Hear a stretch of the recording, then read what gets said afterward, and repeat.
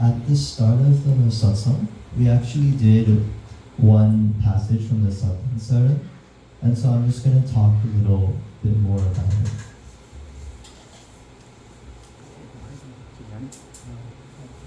So, at the very beginning of the Satsang 7, what Thakur tells us is, first, we must wage war on weakness.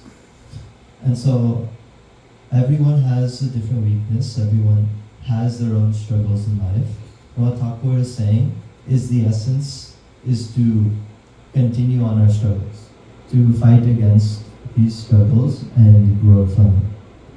And so, in this passage, what Thakur tells us are two things. The first thing is, what are the symptoms of weakness? So what does it mean to struggle? What does struggle look like? And what does weakness look like? And then he then tells us what strength is and what persevering through struggle is.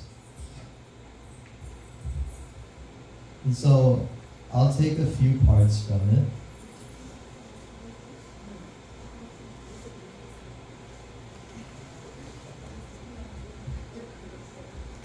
First, Thakur tells us that weakness is the incarnate of sin. So, when it comes to weakness, there's two types. One where we struggle to overcome it, and another one where we fall down to the weakness. And when we essentially give up on growing from our struggles, that is when we fall into sin. And so, with weakness, we can struggle to be sincere. That's one symptom. Another thing Thakur will talk about when he talks about weakness is, there, as I said, there's two different types. One is when you fail, and another one is when you give up. Failure is not necessarily a bad thing, it's actually a very good thing. Failure is not necessarily weakness in that sense, but when you give up, that is what Thakur tells us is weakness. And so that's the main essence that we want to do. We want to we want to continue on, we want to continue to grow, continue to learn from our struggles, but to never give up. And that's what being and becoming, which is a big motto in satsang is. It's to be who we are, but also continue to become something better. And now, actually, there's one other thing I wanted to talk about, which is just a quick story, especially for the kids, about Thakur. So, in his time in Deoghar, the Deoghar ashram, that's where Thakur did most of his work as a spiritual advisor, spiritual guide. And one time in Deoghar, while there was a lot of construction going on, a lot of new buildings were being built up, there was an issue where a lot of trees, a few trees, were in the way of a building that they wanted to construct. So in order to make this building, one of the building managers, she went to go get permission from Thakur to get rid of these trees.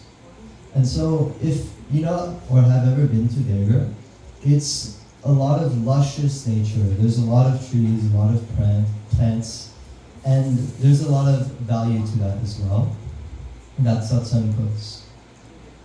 When Thakur, or when the business manager, when she went to go ask Thakur if she can take out these trees, Thakur considered it a very serious matter.